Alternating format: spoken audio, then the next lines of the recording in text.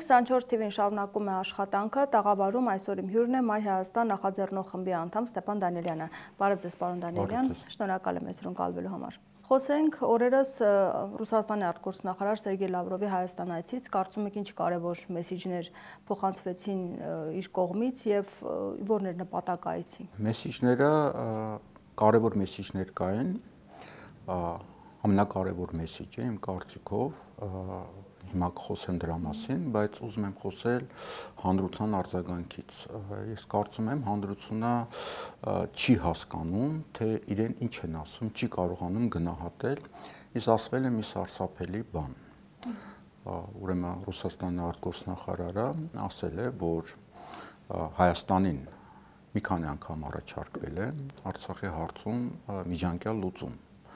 Լուծումը հետևյալն էր, որ 5 շրջան Հայաստանը զիջում է Ադրբեջանին, այն շրջանները, որոնք Հայաստանը երբեք չի ճանաչել որպես Արցախի մաս, հավակնություններ չի ունեցել, եւ Արցախը եւ նաեւ երկու շրջան, Քյալբաջարը եւ Լաչինը, մտնում էին Արցախի վերահսկողության տակ եւ այդ հարցը փոխանցվում էր սերունդներին։ Նաև մենք գիտենք, որ վերջի անգամ 2019 թվականին, երբ որ Եվրասիական միության հավաքներ Երևանում տեղի ունեցել, այդ առաջարկը արվել էր եւ Հայաստանին եւ զգուշացվել էր, որ լինելու է պատերազմում Հայաստանը հաղթելու որևէ շանս չունի։ Համանախագահները Ռուսաստան, Միացյալ Նահանգներ եւ Ֆրանսիա համարում են, որ այս առումով Ադրբեջանը ճիշտ է, 5 շրջան գոնե պետք է հանձնվի եւ բնականաբար կոմունիկացիան պետք է աշխատեր Մեղրիով Հայաստանի վերահսկողության տակ, բայց ըստ երևույթին Ռուսաստանի մասնակցությամբ։ Եւ այդ հարցը մնում էր սերունդներին տասնյակ տարիներ, եւ սերունդների մտածողությունը փոխվում էր, ինչ որ ձեւի համակերպում են, Արցախում ապրում են հայերը եւ վերջին հաշվով ինչ որ մի լուծում սա կգտներ։ Եվ նաև ամենակարևորը միջազգային հարաբերությունները տուրբուլենտության շրջան էին մտել եւ արդեն ի տարբերություն առաջվա մրցակցությունն էր սկսվել, որը պայմանավորված էր 14 թվականին Ուկրաինայի դեպքերով, այսինքն Արևմուտքը եւ Ռուսաստանը մտնում էին խոր հակամարտության մեջ, որը 22 թվականին բերեց պատերազմի եւ որը անդրադառնալու էր նաեւ Հայաստանի վրա։ Եվ ինչն է հետաքրքիրը 20 թվականի սկզբին Գառնանը մի վերլուծություն կար Միացյալ Նահանգների ամենալուրջ ուղեղային կենտրոնների, որտեղ ռեկոմենդացիա էր անում Միացյալ Նահանգների կառավարությանը, որ պետք է օգտագործել Հարավային Կովկասի եւ Ուկրաինայի հակասությունը, այսինքն պատերազմական գործողություններ սկսել։ Այդ զգուշացումները արվել էին նաեւ Հայաստանի կառավարությանը։ Եվ Հայաստանի կառավարությունը ըստ էության գիտակցաբար գուցե ինչ որ ուժերի ազդեցության տակ լինելով, որոնք իրենց շահերն են հետապնդում, գնաց գիտակցված պատերազմի եւ հրաժարվեց այդ առաջարկից, հասկանալով, որ մեր դեմ ոչ միայն Ադրբեջանն է, մեր դեմ Թուրքիան է, մեր դեմ Իսրայելն է, մեր դեմ Պակիստանն է, Միացյալ Նահանգները նույնպես համարում են, որ Հայաստանը դեստրուկտիվ է եւ նաեւ Ռուսաստանը եւ նաեւ Ֆրանսիան մեր սիրելի եւ Հայաստանի կառավարությունը ըստ էության գնաց պատերազմի եւ ամբողջովին զիջեց հաջորդ փուլում Պրագայի այդ հայտարարությունը եղավ, որ Հայաստանը հրաժարվեց Արցախից եւ ըստ էության տարավ Արցախի ոչնչացմանը։ Սա ծանրագույն մեղադրանք է եւ կարեւորը, որ Հայաստանի արտգործնախարարը իր կողքը կանգնած դա չի շղթում եւ չի էլ կարող շղթել, որտեղ այդ գործընթացի մեջ եղել է ոչ միայն Ռուսաստանը, այլ եղել է Միացյալ Նահանգները, Ֆրանսիան եւ նման մակարդակում սուտ խոսել ուղղակի հնարավոր չի, որտեղ կան բազմաթիվ փաստաթղթեր, նաեւ կան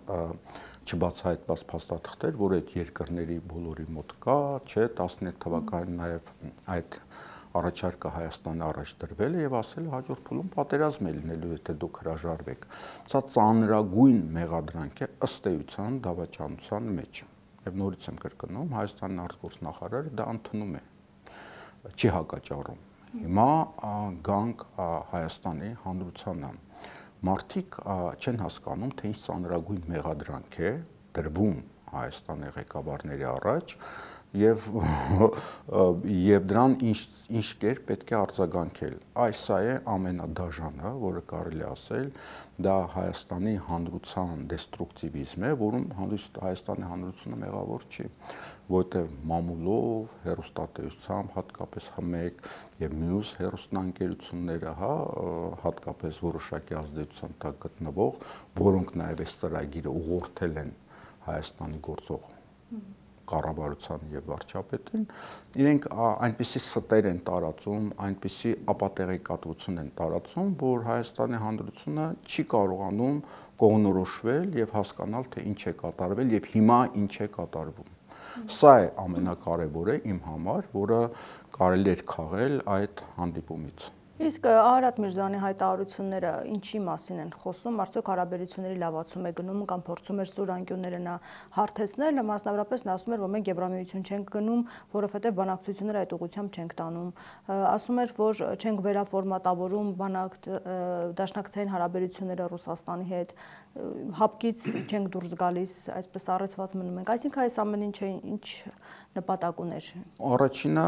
խոսենք նրա մասին, որ Հայաստանի հանրությանը ներշնչել են, որ Հայաստանը գնում է դեպի Եվրոմիություն։ Երբ որ Ուկրաինան եւ Մոլդովան Եվրոմիության հետ ունեն սահմաններ, ավելի մեծ սահմաններ, այսինքն Մոլդովան ընդհանրապես սահման չունի, Ռուսաստանի հետ, եւ իրենք չեն կարողանում մտնել Եվրոմիություն, եւ ՆԱՏՕ-ի երկրներ են բանարած։ Հիմա Հայաստանը ոնց է գնում Եվրոմիություն եւ այս աբսուրդը Հայաստանի հանրությանը ներարկել են։ Հայաստանը երբ որ չունի ոչ սահման Եվրոմիության երկրների հետ, ունի մի սահման ՆԱՏՕ-ի անդամ երկրի հետ եւ մի սահման, որը ըստ էության պատերազմական գործողությունների հետ է ՆԱՏՕ-ի հետ Իրանը, որը այսօր Հայաստանի տարածքային ամբողջականության գլխավոր երաշխավորն է։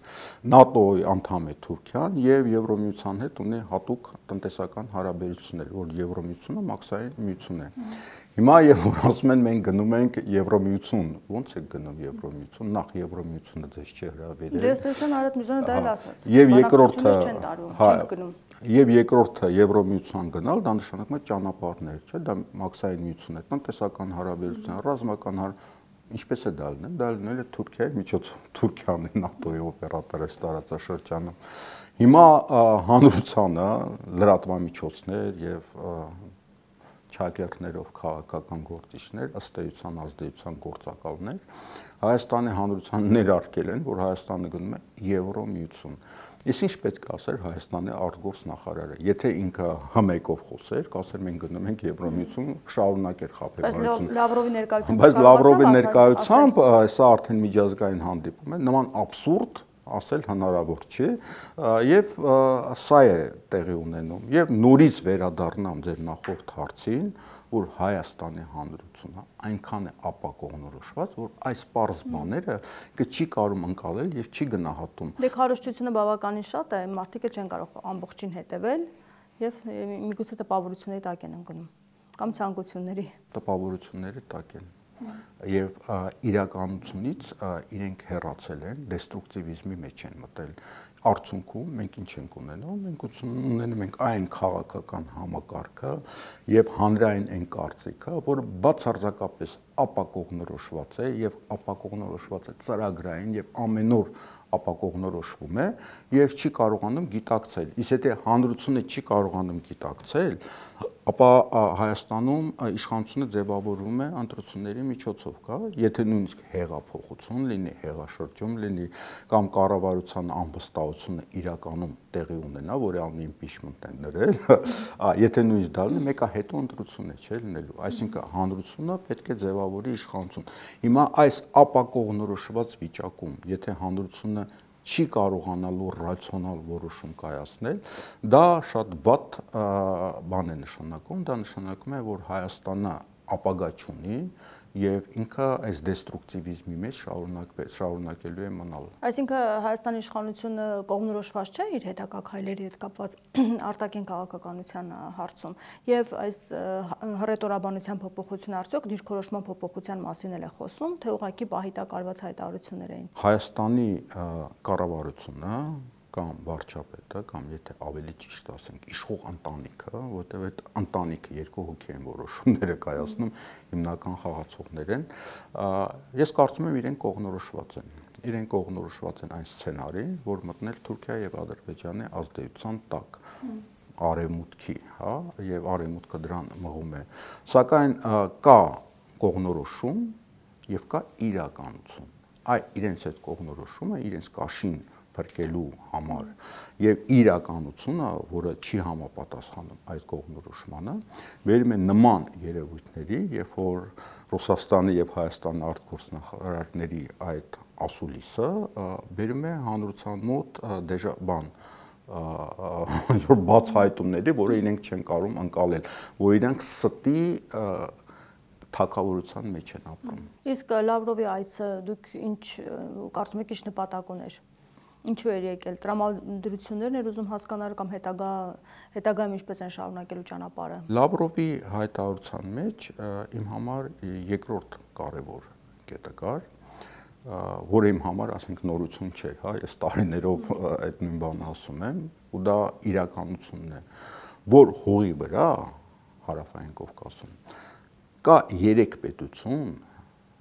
որոնք Հարավային Կովկասի ճակատագիրը որոշվում են եւ դա իրենց շահերի մեջ է մտնում, կենսական շահերի մեջ է մտնում՝ Թուրքիա, Իրան եւ Ռուսաստան։ Եվ 3 երկիր, որոնք գտնվում են Հարավային Կովկասում։ Հարավային Կովկասում գետնի վրա այդ հարցերը լուծվում է 6 երկրների միջև։ Դրա համար ասած 3 գումարած 3 ձևաչափով։ 3 գումարած 3 ձևաչափը եւ Միացյալ Նահանգները հատկապես նոր ադմինիստրացիան այստեղ որևէ շարժ չունի։ Եվ Rand Corporation-ի, որի մասին խոսեցի, զեկուցում 20 թվականի պատերազմից առաջ, որ ասում է ընդհանրապես օգտագործենք այդ հակամարտությունը, այսինքն պատերազմ հրահրենք Ռուսաստանի, Իրանի հետ կապված, այսինքն մեր հաշվին, մեր զոհերի հաշվին, մեր տարածքային կորուստների հաշվին, իրենք աշխարհաքաղաքական ոչ թե հարցեր են լուծում, այլ իրավիճակ են ստեղծում, հա, Ռուսաստանի դեմ, Իրանի դեմ։ Սա է, հիմա այս առումով նաև Եվրոպական միությունը եւ ԵՄ-ն ինքը իր անվտանգության խնդիրներ ունի, որը չի կարողանում լուծել։ Եվ շատ հետաքրքիր է, օրինակի համար Գերմանիայի Բունդեստագում, պարլամենտում շատ հետաքրքիր դեբատներ են գնում, որտեղ ասում են մենք մեր անվտանգության խնդիր ունենք, Եվրոմիությունը ոնց է Հարավային Կովկասում անվտանգության հարց լուծում, որ ինքը ունի խնդիրներ եւ չի կարողանում լուծել։ Հիմա Եվրոմիությունը Հարավային Կովկասում բացի ինչ որ ֆինանսներ տալու, ինչ որ ծրագրեր ֆինանսավորելու, այլ լծակներ չունի։ Միացյալ Նահանգները ետ է քաշվել եւ այս բանում 3+3 տարբերակն է։ 3+3 տարբերակը մեզ ամենաօգտակար տարբերակն է։ Ինչի համար, որտեղ մեզ հիմնական խնդիրը Թուրքիան է եւ Ադրբեջանը, որի դերը մեծացել է եւ Թուրքիայի եւ Ադրբեջանի։ Սա կարանք մենք հավասարակշռենք Իրանով եւ Ռուսաստանով։ Ով է այսօր մեր տարածքային ամբողջականության երաշխավորը։ Իրանն է, չէ, որ ասում է կարմիր գծերը։ Հիմա դու այս երկու ձայնը որ բերում ես, սա հավասարակշռում է Թուրքիայի ազդեցությունը, այսինքն սա միակ տարբերակն է մեզ համար։ Եվ ես խորհուրդ կտամ նման իրավիճակ էր ստեղծվել 1920-ական թվականներին, որը ավարտվեց Կարսի պայմանագրով։ Ուրեմն Կարսի պայմանագրի համար գագաթնաժողով է եղել, որը երկար տևել է Կարսում, 5 երկրներից բաղկացած, այն ժամանակ Իրանը թույլ էր, Սովետական Ռուսաստան, Աթաթուրքի Թուրքիան եւ Հարավային Կովկասի 3 հանրապետությունները՝ Սովետական Վրաստան, Սովետական Հայաստան, Սովետական Ադրբեջան։ Ես խորհուրդ կտամ ինտերնետ մտնել եւ կարդալ այդ գագաթնաժողովի սղագրությունները, որոնք կան։ Եվ կտեսնեք ինչ ծանրագույն բանակցություններ են եղել եւ մի քանի անգամ արդեն այդ բանակցությունները կանգնում էին եւ պատվիրակությունները պետք է գնային իրենց երկիրը։ Եվ այդտեղ հիմնական խնդիրը գնում էր Հայաստանի հետ կապված, որտեղ Հայաստանի 29000 քանի կիլոմետրը այդ ծանրագույն բանակցությունների արդյունքով է հնարավոր եղել պահել։ Ես խորհուրդ եմ տալիս մտնել եւ կարդալ։ Այսինքն սա 3+2 ձևաչափ է եղել։ Ես կարծում եմ, որ այո, 3+3 պետք է լինի եւ դա կարող է ավարտվել գագաթնաժողովով, գագաթնաժողով, որը կարող է երկար տևել, որը կգա որոշակի ընդհանուր բանաձևով եւ պայմանագրով։ Միայն այդտեղ մեր անվտանգությունը գան այս վիճակում, որին հասցրել է այս գործող կառավարությունը, կարող է լուծումներ ստանալ եւ մեր անվտանգության հարցերը լուծվել։ Ես կարծում եմ նաեւ երկրորդ մեսիջը, որը տրվել է այցի ժամանակ, հենց դրան է վերաբերվում։ Իսկ իշխանությունը կարծում եք կգնա այդ որոշմանը, որովհետև իշխանության կողմից հաստատող որևէ հայտարարություն չի հնչել առհասարակ։ Մասնակցում են երեգումարած ձևաչափին, բայց ինչ-որ որոշումներ չի կայացվում։ Մենք պետք է ֆիքսենք մի բան. Հայաստանի գործող կառավարությունը ի վիճակի չի որոշումներ կայացնելու եւ որևէ քաղաքականություն չի վարում, որտեղ ռեժիմի պարագլուխների շահերը եւ Հայաստանի շահերը իրենք չեն համընկնում։ Հայաստան ունի մի շահ, այս ռեժիմը եւ իշխող ընտանիքը ունի այլ շահ։ Իրենց շահը անձնականն է կաշիները փրկելու,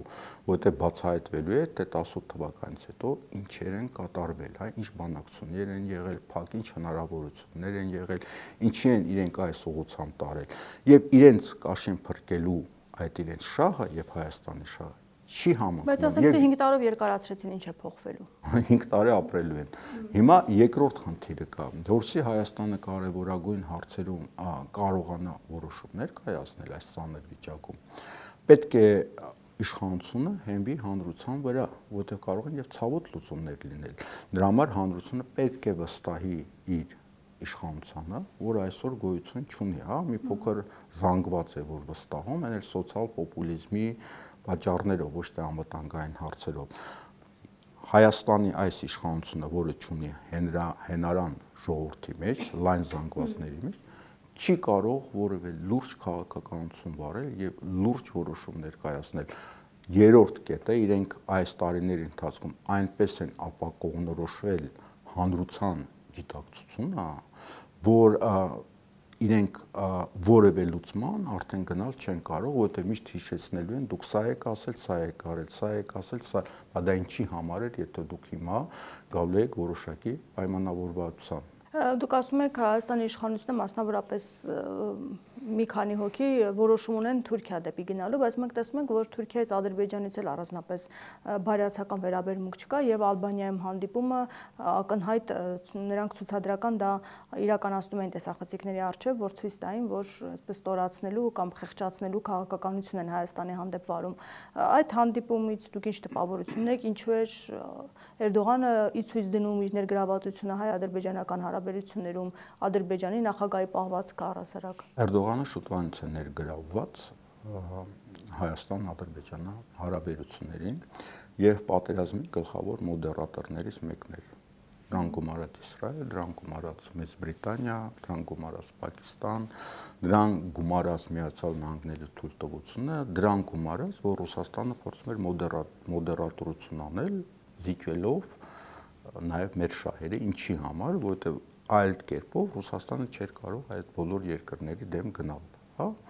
որտեղ Ռուսաստանի շահերով է շարժվում, մեր շահերով չի շարժվում։ Հիմա գանք Էրդողանին։ Ես կարծում եմ,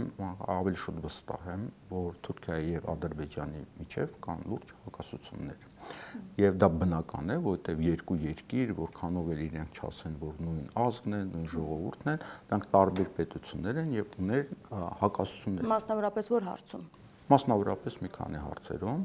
որտեղ թուրքական աշխարհի պետություններ են ստեղծում եւ Թուրքիան ամեն ինչ անում էր, որպեսզի հյուսային Կիպրոսը ճանաչեն, այդ երկրները չճանաչեցին եւ նաեւ Ղազախստանի նախագահը շատ հստակ բացատրեց ինչի համար։ Այսինքն մենք ունենք մեր շահերը, մեր պատկերացումները, որը չի համընկնում Թուրքիայի շահերին եւ պատկերացումներին։ Մյուս կետը շատ հետաքրքիր էր, հատկապես պատմության վերաբերյալ դիսկուրսին։ Այսինքն Թուրքիան եւ Ադրբեջանը, ադրբեջանցիները, դա եղել են պատմական թշնամիներ։ Եվ ադրբեջանցիներին պատմականորեն եւ հիմա Թուրքիայում ժողովրդական խոսակցության մեջ Ղզալբաշներ են ասում, իսկ շիիտներ, որոնք եղել են իրենց թշնամիները, եւ Թուրքիայում շիիտների ստեղծան ցեղասպանություններ են եղել 16-17-րդ դարերում, նույնիսկ 18-րդ դարերում էթնիկ զտումներ են եղել եւ նրանց բռնդել են դեպի Ադրբեջան։ Այսինքն նման սա ինչ է նշանակում, երբ որ դասագրքեր են կազմում Թուրքիայում, Ադրբեջանում, սրանք շատ կարևոր են պատմության դասագրքերը,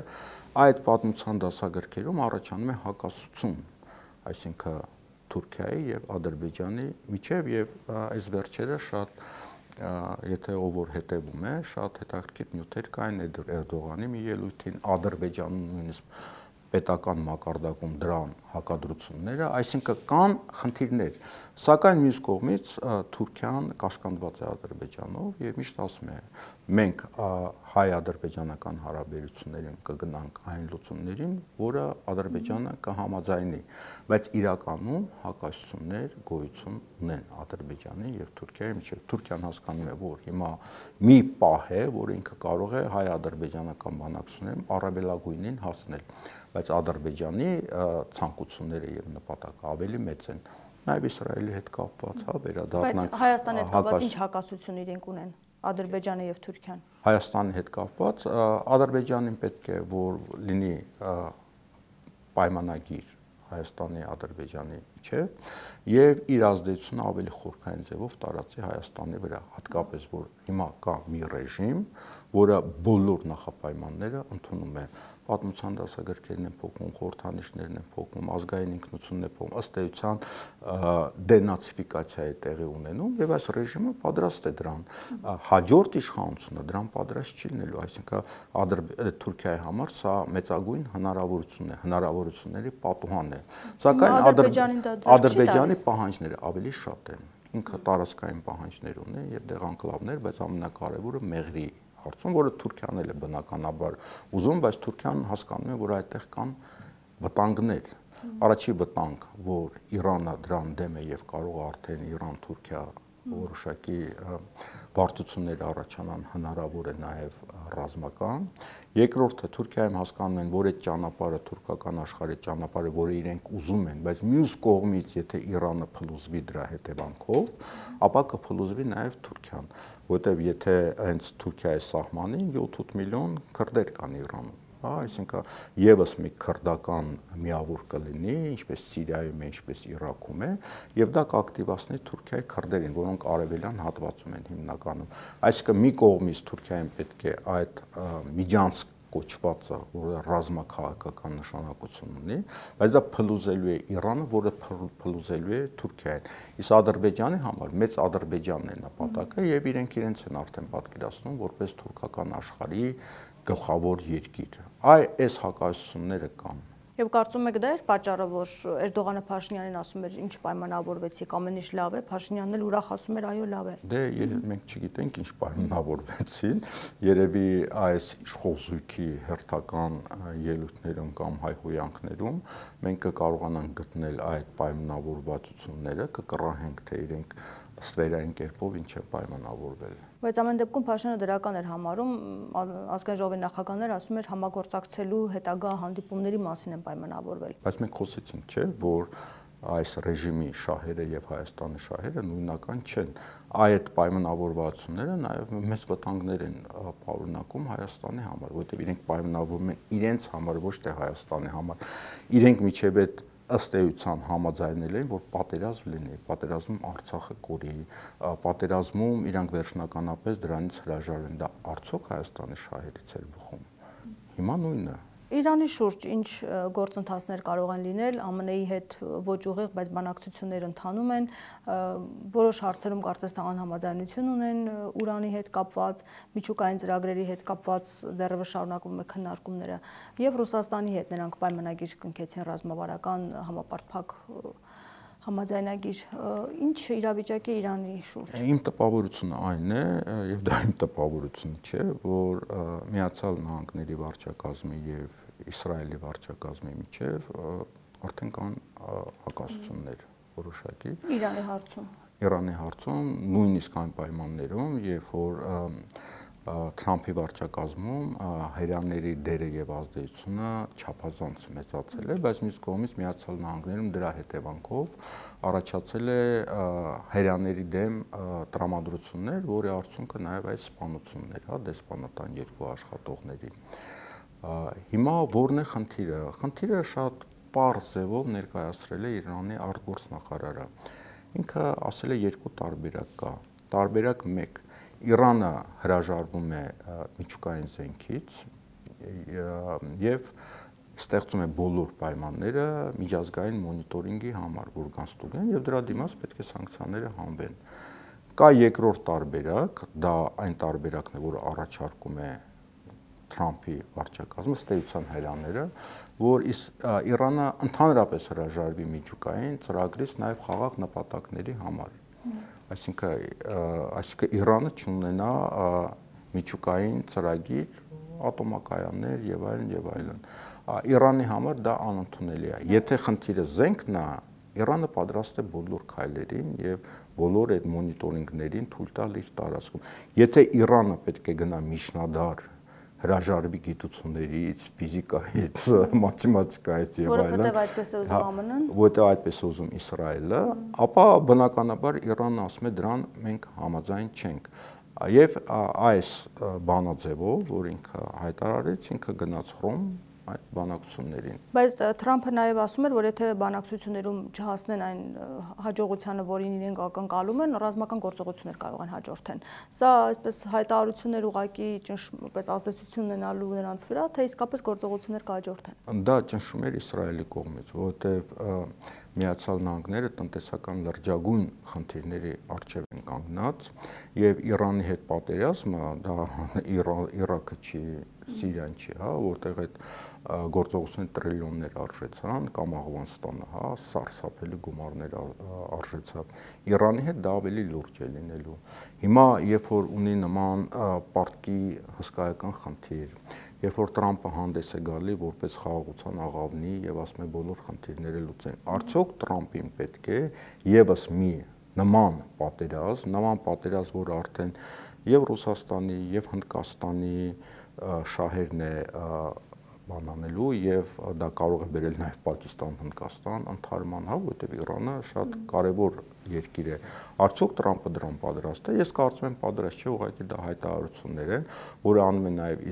Իսրայելի ազդեցությամբ առավելագույնս Իրանից փոխելու համար, բայց Իրանը իր կարմիր գծերի մասին հայտարարել է։ Ես կարծում եմ բնականաբար Թրամփին պետք չի նման պայմաններում, ասենք եւս մեկ հսկայական պատերազմ հրահրել եւ որը իր քաղաքականության դեմ է։ Եվ մեկ հայտարարություն էր օրերս հնչել ԱՄՆ պետքարտուղարի կողմից, նա ասում էր, որ վտանգ են տեսնում, որ էսկալացիա կարող է լինել Ադրբեջանի կողմից Հայաստանի դեմ,